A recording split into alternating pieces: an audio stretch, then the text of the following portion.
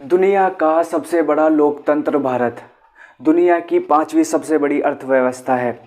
इतने बड़े देश के इतने बड़े सिस्टम तंत्र को चलाने की सरकार के ऊपर एक बहुत बड़ी जिम्मेदारी होती है और सरकार अपनी जिम्मेदारी को निभाने में इसलिए कामयाब हो पाती है क्योंकि हमारी संविधान सभा द्वारा उपहार के रूप में उन्हें भारत का संविधान दिया गया है।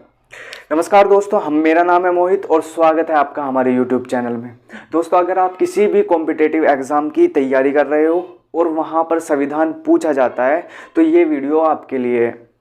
1945 को जब द्वितीय विश्व युद्ध समाप्त हुआ तो अंग्रेजों को भलीभांति यह समझ आ गया था कि अब वह भारत पर शासन नहीं कर पाएंगे, ना ही उनमें इतनी शक्ति रह गई थी कि वह भारत पर शासन कर पाते।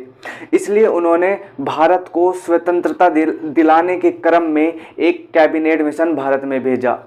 इस कैबिनेट मिशन का उद्देश्य था भारत में शांतिपूर्ण सत्ता हस्तांतरण के उपायों एवं संभावनाओं को तलाशना। फरवरी 1946 को ब्रिटेन के प्रधानमंत्री ने ब्रिटिश कैबिनेट के 3 सदस्यों का एक ग्रुप भारत भेजा। इनमें थे lord Pethick Lawrence, sir Stafford Cripps और एवी अलेक्जेंडर। 24 मार्च 1946 को ये दिल्ली आते हैं और दिल्ली में आकर विभिन्न पार्टीज के नेताओं और समूहों के साथ बैठक करते हैं को स्वतंत्रता दिलाने तथा और संविधान के निर्माण के क्रम में वार्तालाप करते हैं। कैबिनेट मिशन भारत को एक सलाह देता है कि हम भारतीयों को संविधान सभा का निर्माण करना चाहिए। कैबिनेट की इस सलाह को हम भारतीय मान लेते हैं और संविधान सभा का निर्माण स्टार्ट कर देते हैं। संविधान के निर्माण के क्रम में अब हम बात करेंगे संविधान सभा के बारे में। आज़ादी के आसपास भारत की जनसंख्या लगभग 40 करोड़ थी, जहां तय किया गया कि 10 लाख लोगों पर एक सदस्य चुनकर संविधान सभा में जाएगा। इस प्रकार संविधान सभा में कुल सदस्य संख्या 389 तय की गई। इन 389 सदस्यों में 296 सदस्य ब्रिटिश भारत के थे और 93 सदस्य देशी रियासतों से जाने थे या 93 सदस्य देशी रियासतों से जाने थे, प्रिंसली स्टेट से जाने थे। अब आप पूछोगे कि ये ब्रिटिश भारत क्या है और देशी रियासतें क्या हैं। जब भारत अंग्रेजों का गुलाम था तो भारत 2 भागों में बटा हुआ था। एक था ब्रिटिश भारत, दूसरा था देशी रियासतें। ब्रिटिश भारत के अंतर्गत वे क्षेत्र आते थे जिन पर अंग्रेज सीधे शासन करते थे, अर्थात जो मुखिया होती थी वो महारानी या क्राउन यानी ताज का शासन होता था। और दूसरे देशी रियासत वे रियासतें थी जो अपना मुखिया तो महारानी को मानती थी लेकिन वह टैक्स देकर शासन करते थे। अब आपको एक मैप दिखेगा जिसमें पिंक कलर का जो क्षेत्र है वो प्रिंसली स्टेट यानी देशी रियासतों का क्षेत्र है और दूसरा जो आपको एरिया दिखेगा येलो कलर का वो जो है वो ब्रिटिश भारत है। ब्रिटिश भारत से जो 296 सदस्य जाने थे वे चुनाव के माध्यम से गए तथा देशी रियासतों से जो 93 सदस्य जाने थे वो मनोनयन के माध्यम से गए। मनोनयन मतलब किसी राजा ने किसी एक अपने प्रतिनिधि या अपने एक सदस्य को चुनकर अपनी मनमर्जी से संविधान सभा में भेजा। चुनाव कैसे हुआ? जो ब्रिटिश भारत के सदस्य थे उनका चुनाव कैसे हुआ? जो ब्रिटिश भारत के सदस्य से उनका चुनाव वयस्क मताधिकार के आधार पर ना होकर प्रांतीय विधानसभा के सदस्यों द्वारा अपने में से ही अप्रत्यक्ष रूप से चुनकर सदस्य संविधान सभा में भेजे गए। ब्रिटिश भारत में सदस्य ब्रिटिश प्रांत 292 सदस्य ब्रिटिश प्रांत से जाने थे और 4 मुख्य आयुक्तों के क्षेत्रों से जाने थे। जिस प्रकार वर्तमान भारत में 28 राज्य और 8 केंद्र शासित प्रदेश हैं, उसी प्रकार जैसे अब 8 केंद्र शासित प्रदेश हैं, उसी प्रकार उस समय ये जो 4 क्षेत्र थे जहां जो मुख्य आयुक्तों के क्षेत्र थे ये उस समय के यूटी अर्थात केंद्र शासित प्रदेश होते थे। कौन से थे ये 4 क्षेत्र? इन क्षेत्रों को हम ट्रिक के माध्यम से याद करेंगे। A, B, C, D। ए से अजमेर जो राजस्थान का है, B से बलूचिस्तान जो पाकिस्तान का है, C से कुर्ग जो कर्नाटक का है और D से हुआ दिल्ली। ठीक है, अजमेर राजस्थान, बलूचिस्तान पाकिस्तान, C से हुआ कुर्ग और D से हुआ दिल्ली। तो इस प्रकार संविधान सभा में जो 292 सदस्य थे वो ब्रिटिश प्रांतों से गए और 4 सदस्य मुख्य आयुक्तों के क्षेत्रों से गए। अगर आपसे पूछे कि ब्रिटिश भारत से टोटल कितने सदस्य चुन कर गए तो आपको बताना है 1996। और अगर आपसे पूछा गया कि मुख्य आयुक्तों के क्षेत्रों से कितने सदस्य चुने गए तो आप बोलोगे 4। मुख्य आयुक्तों के जो क्षेत्र थे वे अजमेर, बलूचिस्तान, कुर्ग और दिल्ली, ये 4 क्षेत्र थे। ब्रिटिश भारत से जो सदस्य चुनकर आए थे वो विभिन्न पार्टीज के माध्यम से आए थे। उनमें से जो मुख्य पार्टी है उनके नाम है कांग्रेस और मुस्लिम लीग। उस समय 2 मुख्य पार्टी थी, जैसे कांग्रेस और मुस्लिम लीग। कांग्रेस से कुल 208 सदस्य चुनकर संविधान सभा में आए थे और मुस्लिम लीग से 73 सदस्य चुनकर संविधान सभा में आए थे तथा 15 सदस्य स्वतंत्र निकाय अर्थात वो किसी छोटी मोटी पार्टी से चुनकर संविधान सभा में आए थे। अगर हम महिलाओं की बात करें तो संविधान सभा में कुल 15 या 15 महिलाएं थी और जो अनुसूचित जनजाति के जो सदस्य थे वो संविधान सभा में 33 या 33। अब हम बात करेंगे संविधान सभा की पहली बैठक। 9 दिसंबर 1946 को संविधान सभा की पहली बैठक होती है, जहां सबसे बुजुर्ग व्यक्ति सच्चिदानंद सिन्हा को संविधान सभा का अस्थायी सदस्य अध्यक्ष बनाया जाता है। अस्थायी अध्यक्ष बनाया जाता है। जो अस्थायी अध्यक्ष इसलिए बनाया जाता है क्योंकि उस समय जो संविधान सभा थी उसमें जो सबसे बुजुर्ग व्यक्ति थे वो सच्चिदानंद सिन्हा थे। पहली संविधान सभा में कुल 207 सदस्य उपस्थित होते हैं, जिनमें 9 महिलाएं थी। तो आपको लगेगा कि टोटल तो 389 सदस्य थे, लेकिन 207 सदस्य ही क्यों उपस्थित थे? चूंकि मुस्लिम लीग तथा देशी रियासतें संविधान सभा में नहीं आई थी। मुस्लिम लीग ने संविधान सभा का बहिष्कार किया तथा अलग से पाकिस्तान के निर्माण का बल दिया, क्योंकि वो अलग से पाकिस्तान का निर्माण चाहती थी, जबकि देशी रियासतों को यह नहीं पता था कि वह भारत में मिलेगी या स्वतंत्र रूप से अपना राजपाट संभालेगी, इसलिए वो संविधान सभा में नहीं आई। इसके बाद 11 दिसंबर 1946 को दूसरी बैठक होती है। इस बैठक में डॉक्टर राजेंद्र प्रसाद को निर्वाचन के आधार पर संविधान सभा का स्थायी अध्यक्ष बना दिया जाता। अगर आपसे पूछे कि अस्थायी अध्यक्ष कौन थे तो आपको बताना है सच्चिदानंद सिन्हा। अगर आपसे पूछे कि स्थायी अध्यक्ष कौन थे तो आपको बताना है डॉक्टर राजेंद्र प्रसाद, जो निर्वाचन के आधार पर संविधान सभा के स्थायी अध्यक्ष बनाए गए। इसके बाद 13 दिसंबर 1946 को संविधान सभा में पंडित जवाहरलाल नेहरू द्वारा उद्देश्य प्रस्ताव लाया जाता है।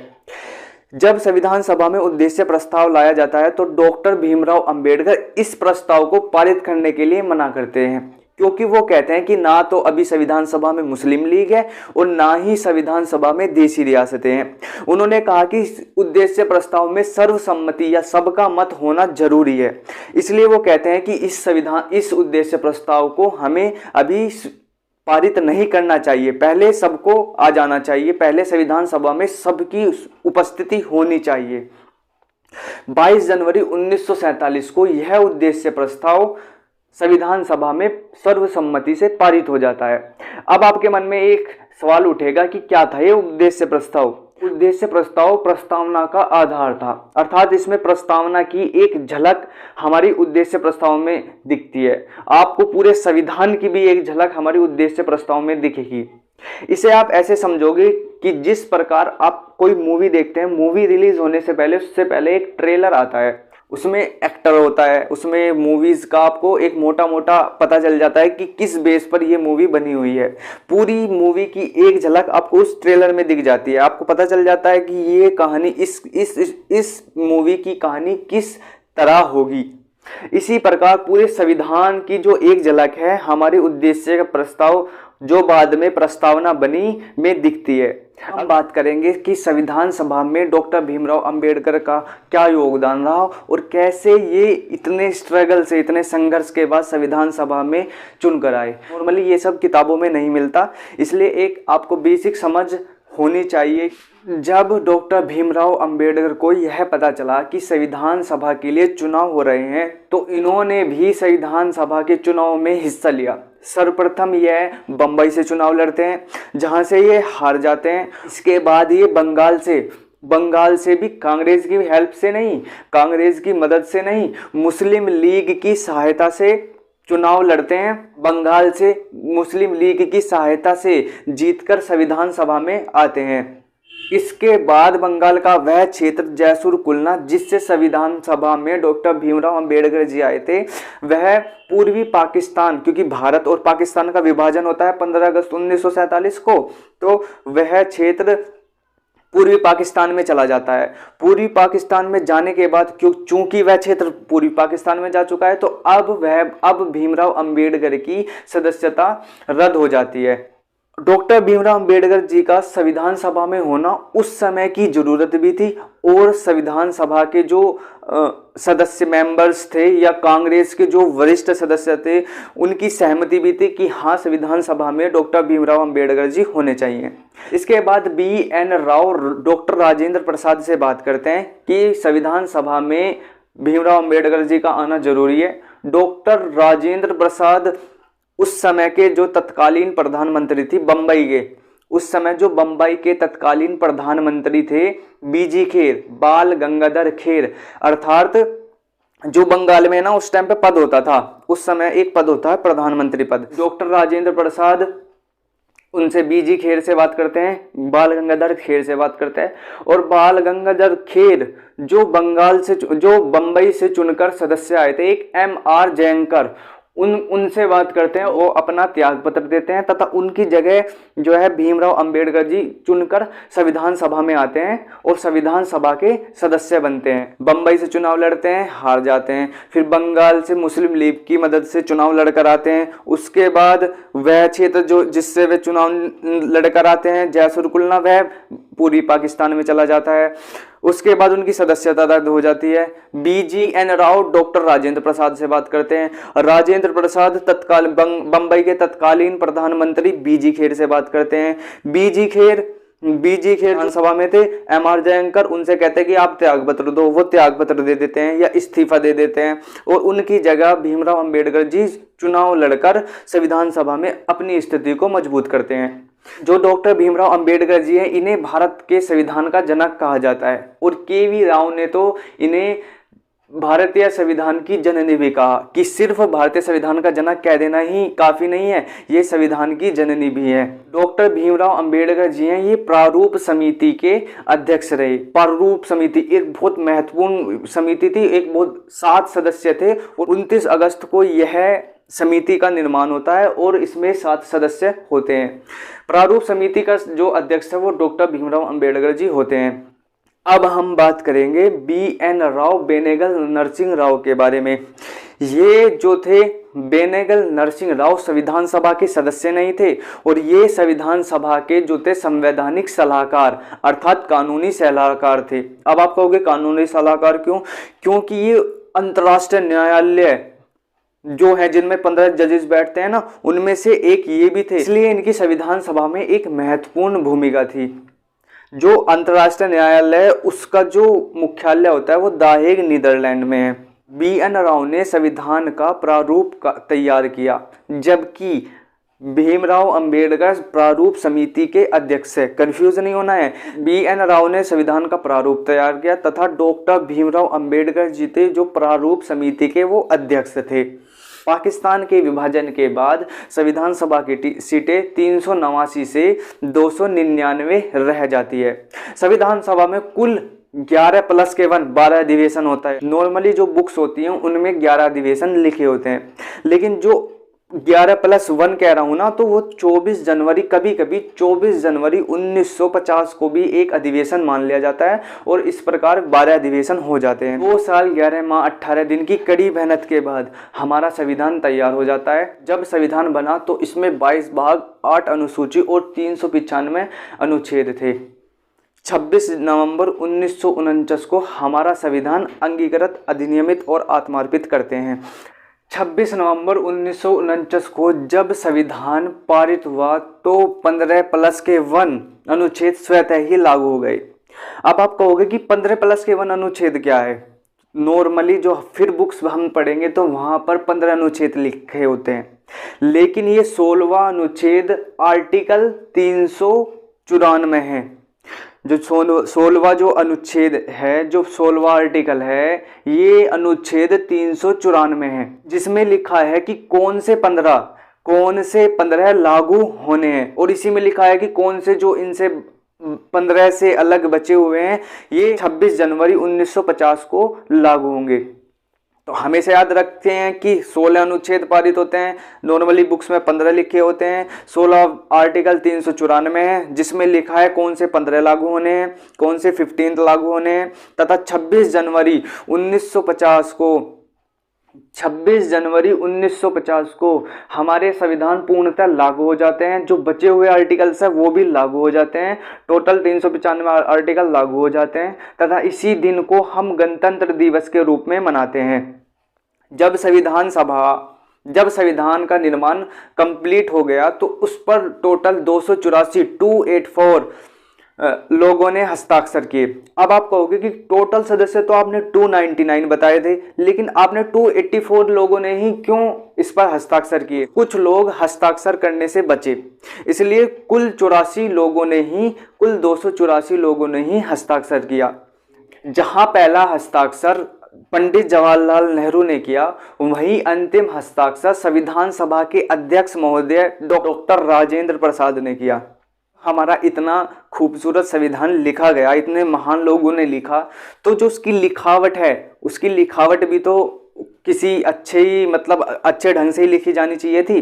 तो इसलिए एक राइटिंग स्किल होती है, एक राइटिंग होती है जिसका नाम होता है कैलीग्राफी। प्रेम बिहारी नारायण रायजादा की जो राइटिंग थी वो कैलीग्राफी में उन्हें महारत हासिल थी। इसलिए उनके पास जाते हैं कि भाई आपको संविधान के लिए लिखना है तो आप क्या चार्ज लोगे? तो प्रेम बिहारी सिंह रायजादा ने कहा कि मैं 1 रुपया भी चार्ज नहीं लूँगा, लेकिन संविधान के हर एक पन्ने पर नीचे मेरा नाम जरूर होना चाहिए। तो इसलिए संविधान समिति उनकी यह बात मान लेती है, संविधान सभा उनकी बात मान लेती है, और उनका आप देखोगे हर एक पेज पर उनका नाम लिखा मिलेगा नीचे। ठीक है, तो कैलीग्राफर जो थे हमारे प्रेम बिहारी नारायण रायजादा। एक आप देखोगे कि जो हमारे संविधान का हर एक पेज बहुत चारों तरफ का जो बॉर्डर होता है ना, वो बहुत खूबसूरती से सजा हुआ है।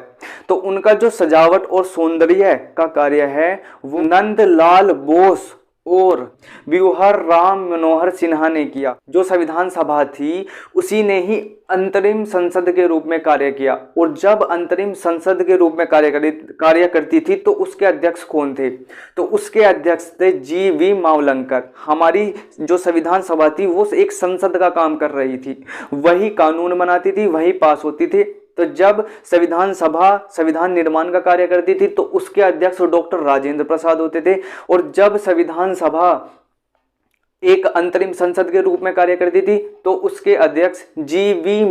मावलंकर गणेश वासुदेव मावलंकर होते थे।